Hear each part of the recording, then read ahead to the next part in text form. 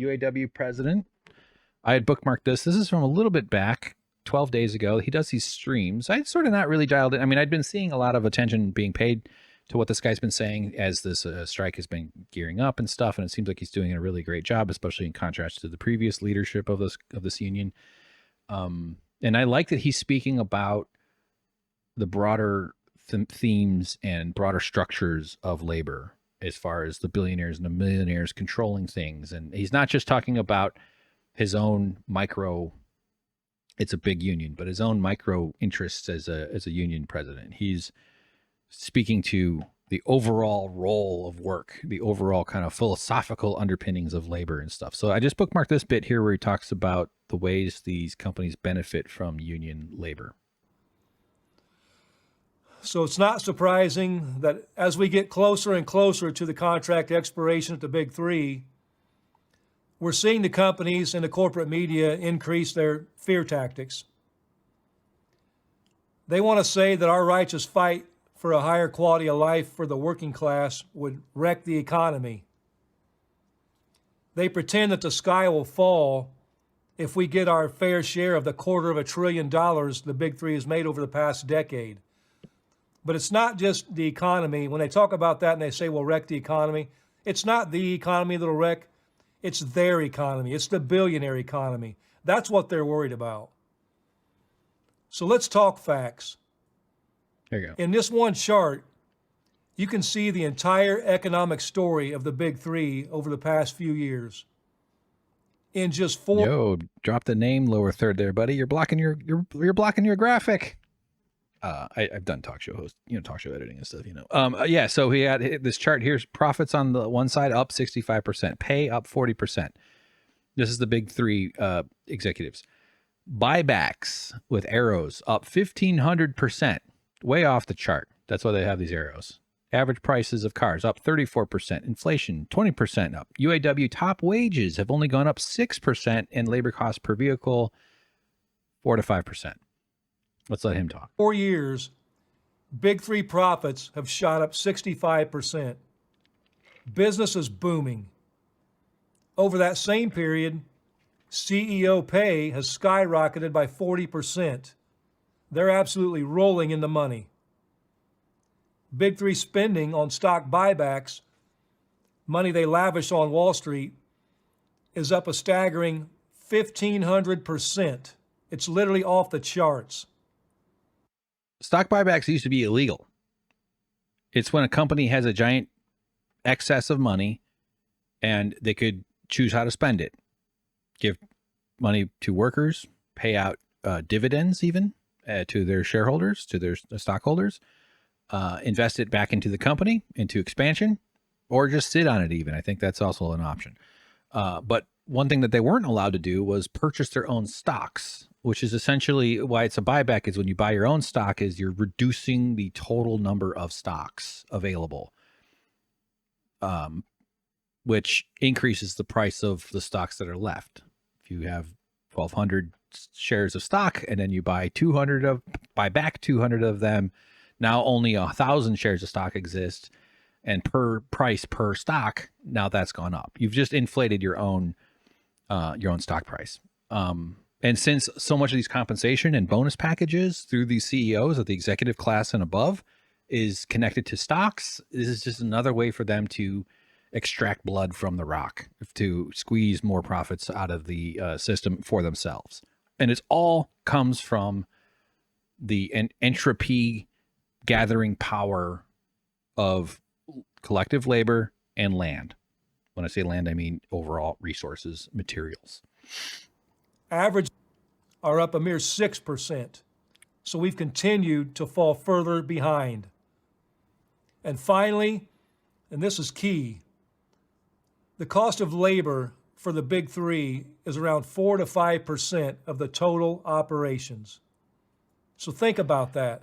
They could double our wages and continue to fall further behind. Sorry, I just want to make a comment here. And 4 to 5%. This is just as a graphics.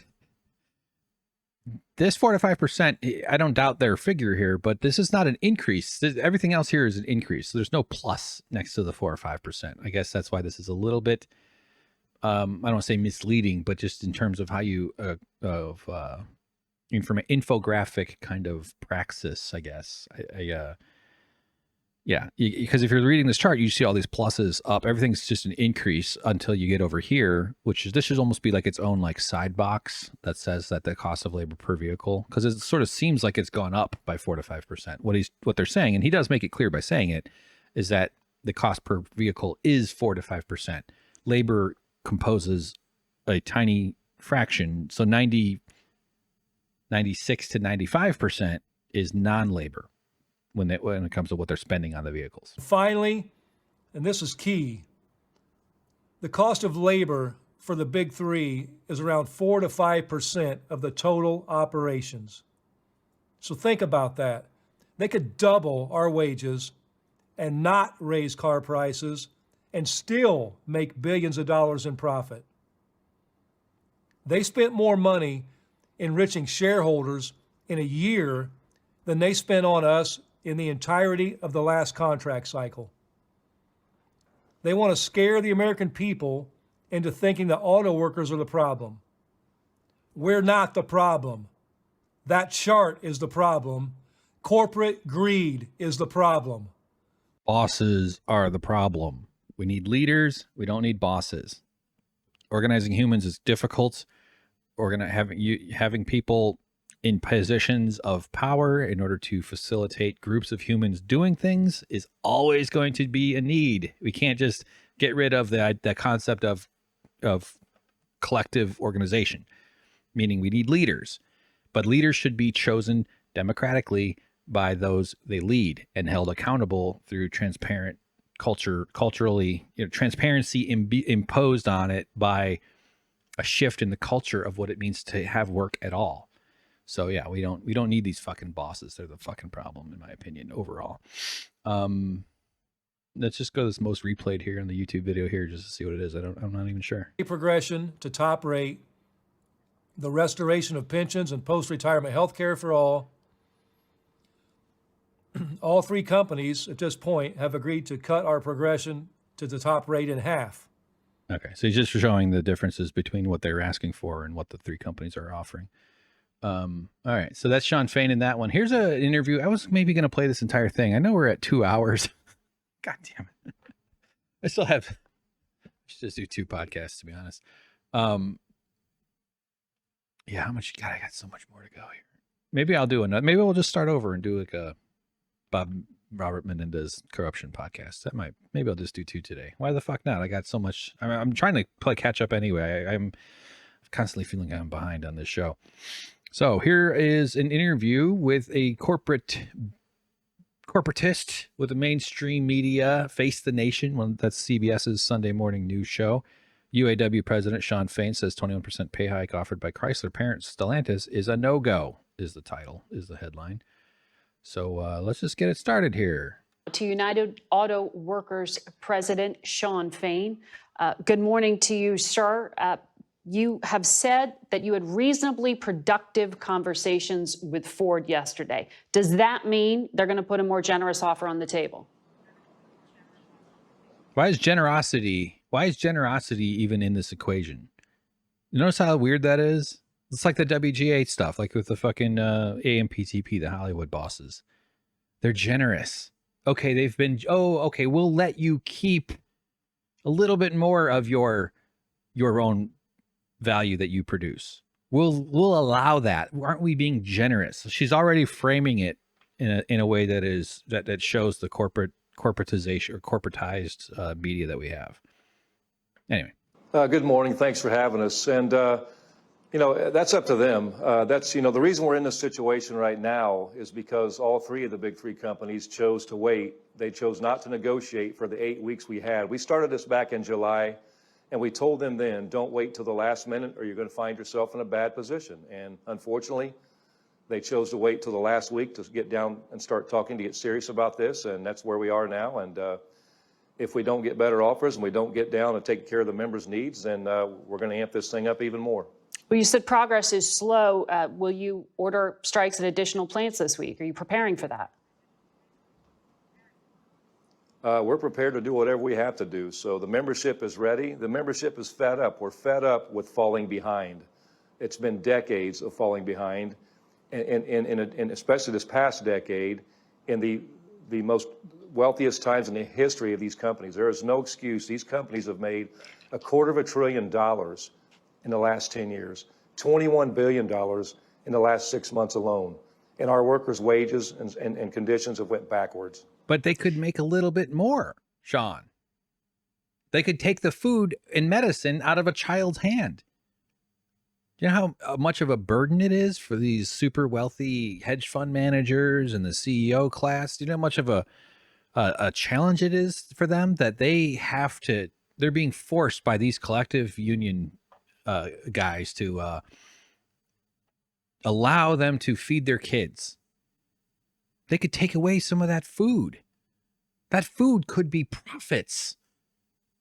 If that money goes into the worker's pocket, they spend it on something for their children, or maybe they save it for their own retirement or something. But that's a waste. Healing a child? That could be profit. You know how expensive Maseratis are going to be in 30,000 years? They need more, Shawn. They have politicians to bribe. They have to get gold bars and ship them to politicians. They have to buy islands so that they can collectively have little sexual assault academies with their billionaire buddies. They have to bribe fuckers like Trump. They have to fund their think tanks. They need that money, Shawn. It's not enough. You're asking for 36% pay raises. I like that she's doing this from the set of the USS Enterprise, though. That's kind of this one wide shot. Like, look at this fucking thing. Look at that place. Look where she lives. This lady's working from home. Is that salmon? Is she wearing salmon? Is that color? It's like kind of a pinkish. It's kind of a highly saturated salmon. Anyway, let's see what she says about this next ask here. Here we go. For 36% pay raises, our reporter just laid out there. Stellantis said they've offered 21%. What are you expecting out of tomorrow's negotiation with them? That seems forward movement. We've asked for 40% pay increases, and the reason we asked for 40% pay increases is because in the last 4 years alone, the CEO pay went up 40%. They're already millionaires. Right. You know, it's shameful that one of the leaders of one of the corporations sitting in his second home in Acapulco while we're bargaining, rather than being at the bargaining table. And so, our demands are just. We're asking for our fair share in this economy and the fruits of our labor. So 21% is a no-go for you. Why aren't you submitting, Shawn? Give it up. What, it's not good enough? It's definitely a no-go, and we've made that very clear to the companies. Ford's CEO said last November that electric vehicles are going to require 40% less labor to produce than combustion vehicles. I know it may not be the intention, but I wonder how you think this transition to electric vehicles may be eating away at your union strength. Well, I don't believe it's eating away at our union strength. It is the way it is right now. Unfortunately, this is what's wrong with our economy, and this is what's wrong with America right now. The billionaire class keeps taking more and more, and the working class keeps getting left behind. And the unfortunate part in this transition right now, like always, go back to the Great Recession. The banks got bailed out by our taxpayer dollars, and they just kept on doing what they do, while working class people's homes got foreclosed on. Automakers got bailed out too. Go back to the, yes, automakers got bailed out. Taxpayers and lost again, money on that. The workers were unfairly, the workers were unfairly blamed for everything that was wrong with those companies. It was bad decisions on the parts of the companies that put us in that position. And the sad reality is, the workers paid the price for that. We made all the sacrifices, and after a decade of massive profits, yep, the workers have went backwards. Our wages have went backwards. Our benefits have went backwards. The majority of our members have zero retirement security now. And meanwhile, it's insulting that a CEO gets on air in the last few days and says that her $29 million salary is justified by her performance. No, it's not. It's justified by the performance of the worker on the backs of the workers. and by paying them poverty wages. And that's unacceptable in this country. Well, I know. You've also said, though. Yeah, so I can't say I'm familiar with the kind of interviews previous union leaders of the UAW. There's an interesting story there, though. Like a lot of these legacy, some of these unions had sort of, I've listened to some podcasts about this and stuff. So, but I know there's articles and books and shit, where there was a generation. That's an overly broad statement, but where the leaders of the unions can often get co-opted by the process. And a union is a human construct. And they can be pretty big. They can involve a lot of people. Thus, their ability to perform actions like this and to actually impose powers. But this is where leadership needs to be accountable. And Shawn Fain seems like a very different sort of breed, a newer generation of union leaders who is calling out the excesses, the largesse of the billionaires and the millionaires. I mean, it's important stuff. He sounds like Bernie Sanders in a lot of ways. Can you always push harder left? Yeah, of course, no doubt, no, indeed. But for this guy, for a union guy to be on a prominent Sunday morning talk show is much as we are, our media ecosystem is fractured into a million little pieces these days. These mainstream outlets still do have tremendous influence because they're the ones that the legislators watch. They're the ones that the business class watches Sundays, and then through the kind of setting the tone. And so like the Sunday round of talk shows is still a big part of the neoliberal architecture of information, the information economy that spins throughout the ruling class, the media class, the ownership class, and the upper levels, and the political junkies like myself. I don't get up and watch the Sunday shows. I used to. I used to watch them a lot over the years. I've been paying attention to fucking politics since I was scooping horse shit at that barn. It's a shell game to talk about, CEOs handing back part of their money. You're talking about something that's more fundamental. But anyway, just to finish that thought, though, I'm just thinking of some of the podcasts I listened to where the previous generations of union leaders, where they kind of they get very high salaries and they end up sort of just towing the management line and just sort of getting workers to just kind of take what they're offered and not really fight too hard. And they become part of capitalism has this incredibly powerful and effective way of co-opting almost anything, including the leadership of the union. That's the way, leadership is the same as like a representative democracy, sort of like the leadership is sort of the proxy for that group of people. And when you have a guy like this standing there, actually bringing up that the guy sitting in his second home or one of his vacation homes making this pronouncements, or the lady making $29 million as a CEO, and justifying it based on her performance, as if she's Goro putting together all the cars, screwing the bolts together and shit, and assembling things and taking the risks and putting her body on the line. She doesn't do anything. Meetings with other rich people is what she does. She gets her ass kissed. Switches, just controlling gates of flow of money. And that's what they call performance, because at that level, when you're up to that point, when you're at the kind of, and they all float around on these clouds of accountants and lawyers too, by the way. They all have these these underling suck ups that are all well paid. The CEOs, the executive class, they just think of you as just a cow in a field. You're a crop to them. And so this guy is representing the crops, and the crops are human beings here.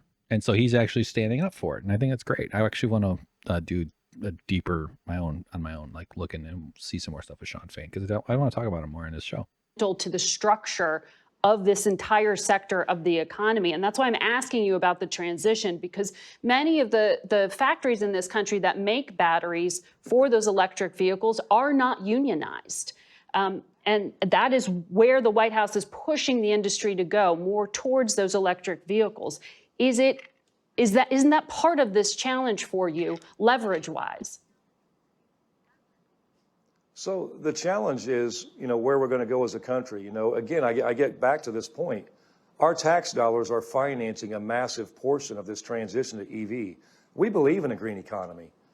We have to have clean water. We have to have clean air. Anyone that doesn't believe global warming is happening isn't paying attention. Mm-hmm. But this transition has to be a just transition. And a just transition means if our tax dollars are going to finance this transition, then labor can't be left behind. And as it stands right now, the workers are being left behind. The companies want to talk about being competitive. It's not about being competitive. Competitive is a code word for race to the bottom.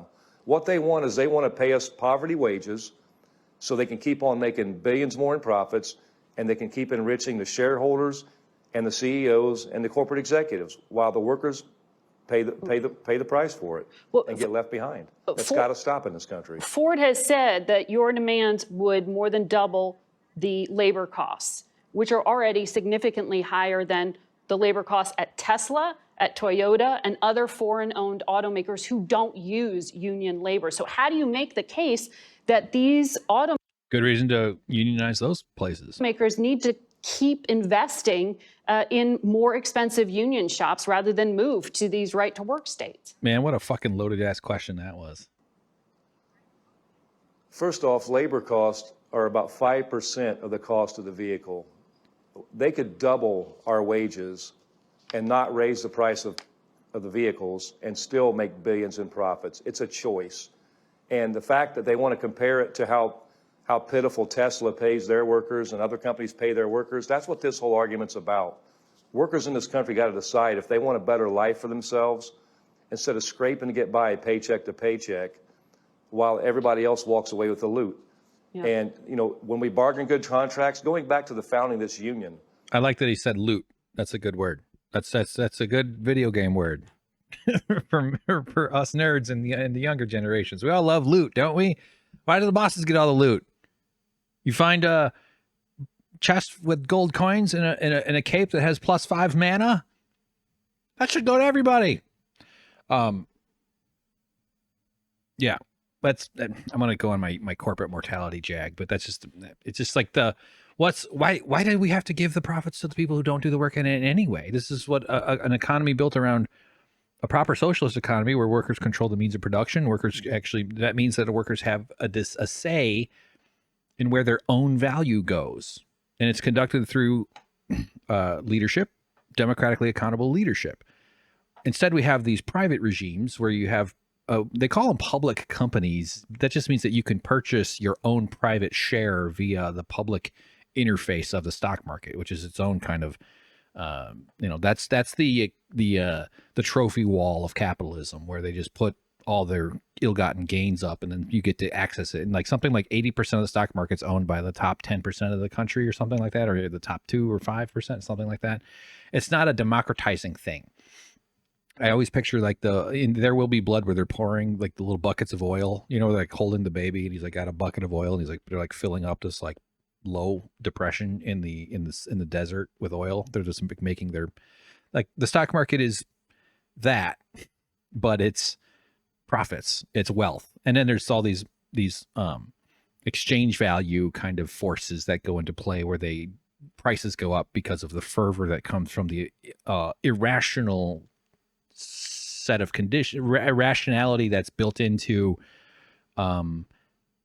these crazed markets too, where you get these bubbles and where you get people buying things based on perceptions and based on vibes, or you get these panicky sell-offs and stuff like that. So even in the world I would design, I don't even know if I would necessarily not have something like that. It would just be, by that I mean a stock market, or a way for the public to involve itself. By public, again, I mean private individuals to purchase their cut of something like that. But the concept that should mean you pay less taxes and that you get more profit, and all for just the benefit, all for the offering of a little bit of money to the company, because that's the idea. That's the sort of textbook, sort of a propagandized 4th grade version of it, is that, well, if you're an investor, that means that the company needs your money in order to buy that next factory, in which then they go off into the market, they sell their shit, they come back with a profit, and then you get your share that you purchased, which all of it was made possible because they needed money.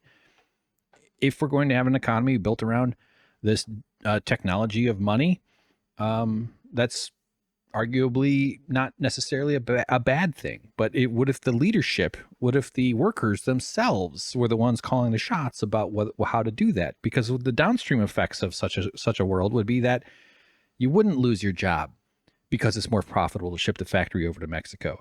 this whole competitive thing that she referenced with like these other companies that don't pay as much. So how come you guys are already getting paid more than the other companies? Why are you asking for more? Don't you realize that that's unfair? She's not even saying it's unfair. She's saying she framed it in terms of competitiveness.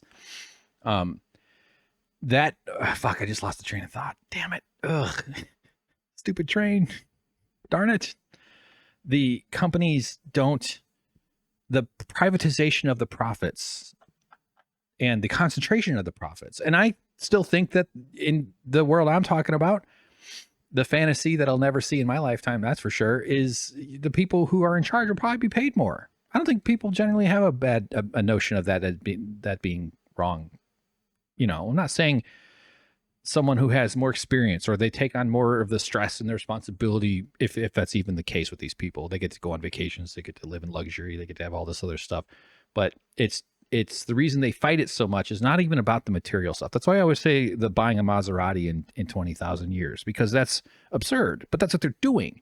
But that's not what it is. The reason they want their profits in their hands, it's not because of that Maserati. It's because if you have it, your leverage goes up.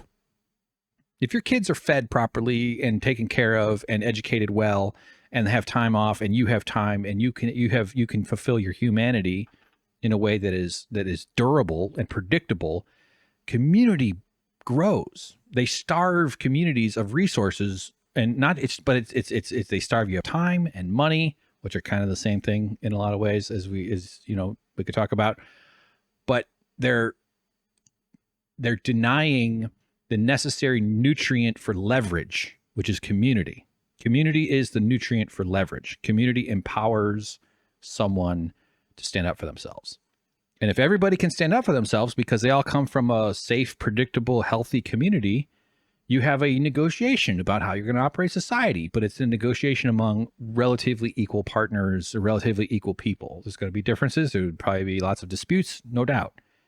But this is just farming. This is old world capitalists controlling culture, using the isms that we all know, racism and etc., to sustain division. And then they bribe the politicians, and then they fund all the lobbying and all that other shit for nothing. I mean, meaning for no material difference in their lives.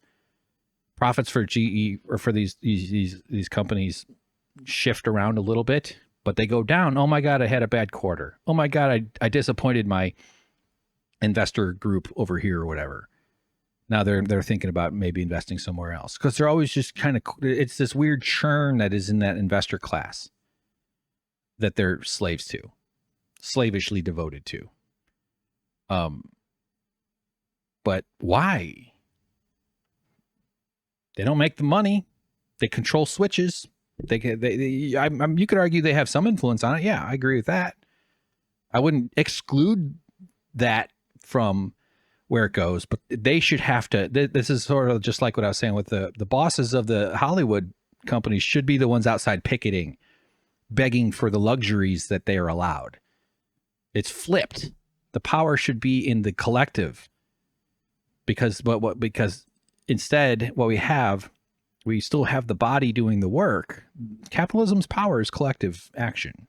They still need people and land, but they're just parasites in the brainstem. So we need to extract that part. If you look at the design of this system, not even mentioning that their craven cancer logic of maximizing profit, maximizing extraction, is going to destroy the planet. But just getting rid of the goddamn parasites and letting the body then resume something that could really be great. A lot of people would be fine with having some doing shitty work. No bad jobs. Yes to shitty work. No to bad jobs. I like that because it doesn't really. I don't want yes to shitty work, but like some people. I mean, honestly, in my own life, man, my woodworking job, I had a lot of mixed feelings about it, but it was doing woodworking at 7 a.m. in the morning, 4 days a week. Fucking hated it. Driving through traffic at 6:30, miserable. And I didn't even know I was autistic at the time either. And now that I realize how, like, what a very loud, overstimulating. If I didn't have my noise canceling earbuds, I was fucked. There was a couple days where I forgot it, and man, I panicked. I ended up buying extra set of headphones, and I had a backup system. There's no way I could handle that. Just from a regular safety standpoint. It's not just unique to autistic, but like I was saying, it's like, what? Okay, now I'm starting to lose my track here. But the presence of these, like, it's like we can't kill the vampires. The vampires have always been in charge because they're the descendants of the colonialist European project of mugging the planet. So we have to negotiate. And the crops are starting to stand up for themselves, and they're starting to put people in charge who are actually willing to call them out. And the more you hear about it, the more you're like, yeah, this is fucking stupid. But like, oh, that's what I was saying. Like, I wouldn't necessarily even give a shit if my job was cleaning toilets. I feel like my skills probably could be put to something a little bit better, like making entertaining YouTube videos. I'm a very good video editor. I like to brag at least. Maybe teaching or something. I really want to teach Premiere and Photoshop and stuff. But a crappy job? Okay. Yeah. This work sucks. Sorry, I didn't mean to say that. A shitty work for a good job? Sure. A lot of people are okay with that. Because look what people are doing now. They're okay with crappy, horrible disrespect. They get so used to it. They get you so conditioned to having your life diminished, sacrificing your energy, giving up your time, giving up your development of healthy relationships with your own world, not living in a sustained, in a grounded, long-term community of people, and people still tolerate it and defend it even. But the world where I'm talking is you're still going to have jobs like that out there. I mean, again, no bad jobs, but yes, some shitty work. Okay, that's a little bit better. Still got to work on this one. But from that, you would empower so much amazing inventiveness and art and creativity and cool stuff that humans are good at when we work together, when people are in science and like. Instead, we just have these vampires running the society so that the vampires can drink more blood. They can just fill up their gigantic puddle of blood, holding the baby, pouring the bucket of blood into the ground. This is a There Will Be Blood reference right here. Putting a little bit of blood on the baby's head. The religious, I mean, that guy, Paul Thomas Anderson, knew what he was doing with all the religious iconography that he snuck into that movie. Here we go. People join the UAW because we set the standard. People join unions because it's a better way of life. And that's what we got to do. We have to bargain a good contract, and then we're going to go organize these places and bring these workers in so they get their fair share of the economy. That's a threat to Tesla. We should unionize Tesla. That would be awesome if more and more of this stuff happens. If we start to unionize and then eventually reaching sectoral wages. Why should a cleaning person in a hotel or anywhere, a janitor in one building does the same job as a janitor in another building? I'm sure there's little differences here and there. Maintenance type of work. That sort of stuff should be sectoral bargaining. They have that in some of the Nordic countries. That they get nothing of right now. Most of these workers in those companies are scraping to get by so that greedy CEOs and greedy people like Elon Musk can build more rocket ships and shoot themselves in outer space. And that's unacceptable. President Biden says he's the most pro-union president in American history, but you haven't endorsed him. What is it going to take for you to do that? Our endorsements are going to be earned. We've been very clear about that, no matter what politician How it is. does he earn it? We expect action. We expect action, not words. And you know, this fight we're in right now, I mean, obviously, you know. But he said it. He's a proven liar. Shawn, isn't that good enough? And Shawn says, no. We expect action. People are talking about them trying to interject themselves into our negotiations. You know, this negotiating, our negotiators are fighting hard. Our leadership's fighting hard. It's going to be one at the negotiating table with our negotiating teams, with our members manning the picket lines and our allies out there. Who the president is now, who the former president was, or the presidents before them, isn't going to win this fight. This fight is all about one thing. It's about workers winning their fair share of economic justice instead of being left behind as they have been in the last decades. We will be watching closely. Shawn Fain, thank you for your time today. All right. Good job, Face the Nation. Shawn Penn, you have been faced the nation. Sometimes I call my cat Face. I say, hey, Face. Because when she's up on me at night and it's dark and she's gray, but she's got like white coloration around her face, and I just see her face, and I go, "Hi, face. That's cute." Why did I end that segment with that story?